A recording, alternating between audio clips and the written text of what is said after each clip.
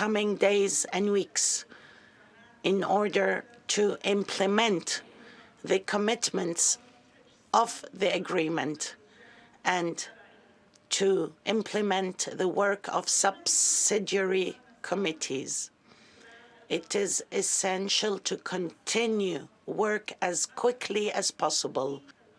We have to give the people this hope of a better future.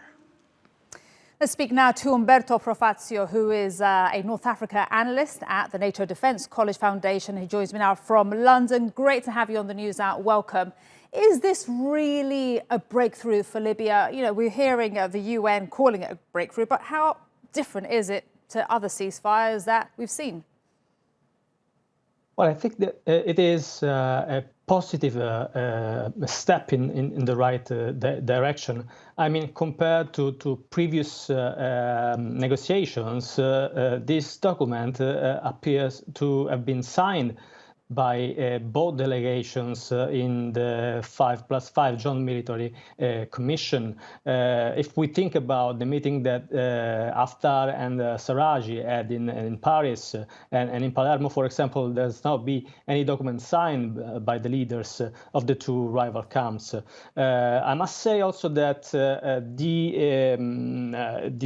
actually the reality on the ground and the wider international context have been conducive to this development, because foreign intervention have created a balance on the ground, while the wait for the upcoming presidential elections and the uncertainty that this brings in have made any hazardous move by the foreign meddlers much more difficult to do.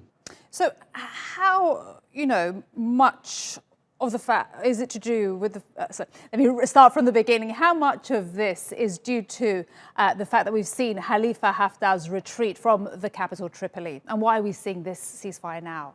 Is that linked? Well, it is obviously linked. I mean, the ceasefire that has been signed today, practically it repeats the ceasefire that has been announced in August. So there is not so much difference between these two developments. Obviously, right now we are in the middle of negotiations between the two rival factions, and this permanent ceasefire, it lays the groundwork, the basis for the upcoming political talks that will be held in Tunis in the coming weeks.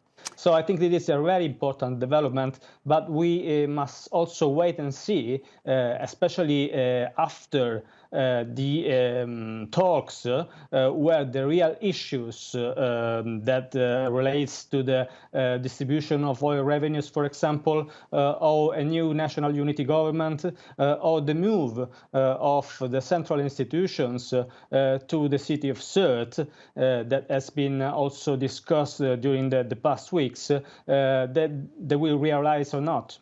And Umberto, what hopes do you have for those talks in Tunisia?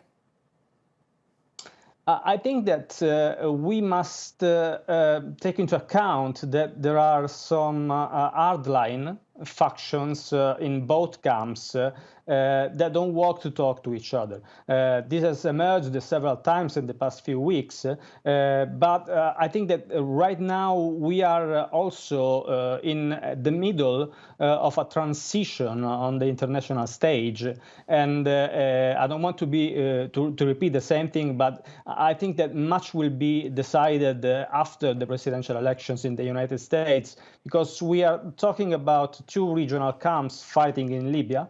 And right now, the election of Trump on one side and Biden on the other will decide very much about the negotiations in Tunis in the coming weeks.